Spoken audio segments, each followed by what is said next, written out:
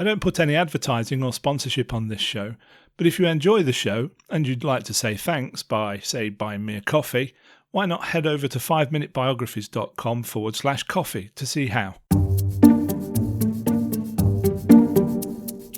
Welcome to Season 8 of the 5 Minute Biographies podcast. Here is your host, Wayne Armstrong. Hi guys, welcome to the 5 Minute Biographies podcast and the last episode of Season 8. Don't worry though, there's another season coming along in a few weeks' time, so sit back and relax and listen to episode 10 of Season 8, Alexander Hamilton. Alexander Hamilton was one of the founding fathers of the United States of America.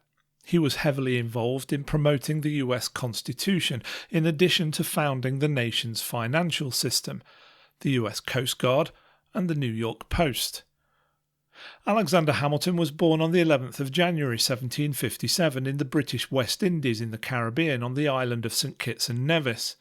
He was cared for by an older cousin as a child due to the death of his mother and the fact that his father had abandoned them, and then afterward by an affluent merchant family. Unfortunately, because Hamilton's parents had not been legally married, the Church of England did not allow Alexander or his brother James to be members of the church, or to have an education in the church school. Instead, they had private tutoring and classes in a school managed by a Jewish headmistress. He was also partially self-taught thanks to his family library, which contained 34 books. Hamilton became a clerk at an export store, and during this continued to enjoy reading, which later led to an interest in writing. However, it wouldn't be long before he sought a life away from the island and eventually moved to New York. Early on, it was easy to see that he had potential for success due to his intelligence, and a group of local men from New York City sponsored him to travel and pursue education. For his formal education, Hamilton went to King's College, which is now Columbia University, and he decided to stay in the original 13 colonies. In 1764, there was much dispute about the New York region being divided. This dispute between New York and New Hampshire later resulted in the state of Vermont. Throughout his time, arguments went back and forth about who the territory belonged to, but Hamilton was an advocate of Vermont becoming a state in its own right. In 1774, a clergyman for the Church of England called Seabury published some pamphlets which promoted the Loyalist cause. Alexander Hamilton responded anonymously, which was the start of his political writings. He was a long-time supporter of the revolutionary cause even before the war, and in 1775 he was credited for saving the Loyalist College president Miles Cooper from a mob by giving a speech to the mob long enough for Cooper to escape. Following his graduation, Hamilton was influential in the American Revolutionary War and became involved with a militia, and enjoyed combat and command of soldiers in particular. He worked with George Washington on several missions to communicate plans to Washington's generals. But the more he worked with him, the less chance he got to be involved in the fighting. Hamilton's desire to return to combat and command began to intensify as the war was winding down, as he knew he would have fewer and fewer opportunities for military glory. He even threatened Washington, stating that he would resign if he did not get his desired command. So in 1781, Washington relented and had signed Hamilton to be commander of a New York infantry battalion. Once the war was over, Hamilton was elected to represent the Congress of the Confederation from New York. After this, he started to work in law, as well as establishing the Bank of New York, which eventually became one of the oldest functioning banks in US history, being in business independently for over 220 years. It is known today as BNY Mellon.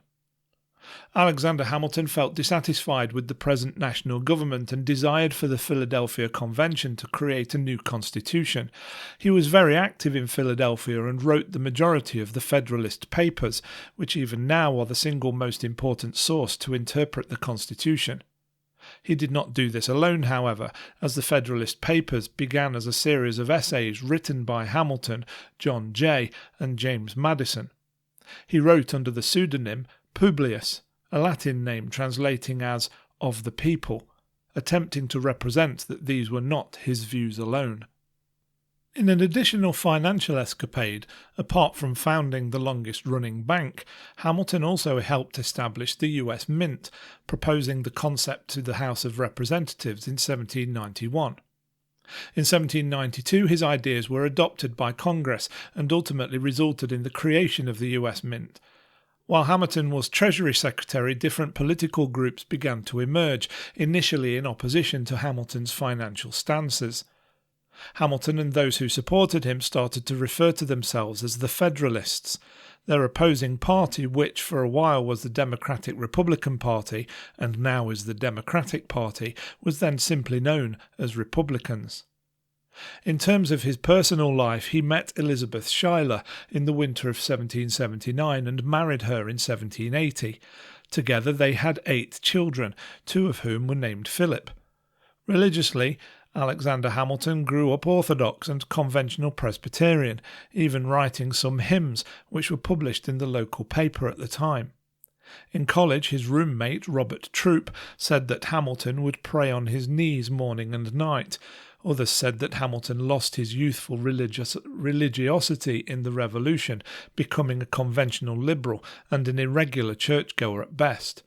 However, in his later life, he went back to religion.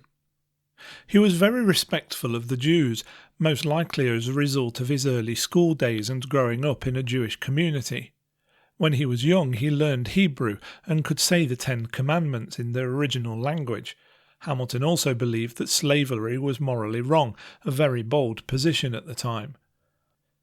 Hamilton died on the 12th of July 1804 at only 47 years of age. His legacy, however, lives on, particularly through the Federalist Papers, which remain extremely influential and are used in modern-day court decisions. Not only the Federalist Papers, but his time as Secretary of the Treasury continue to influence the US government.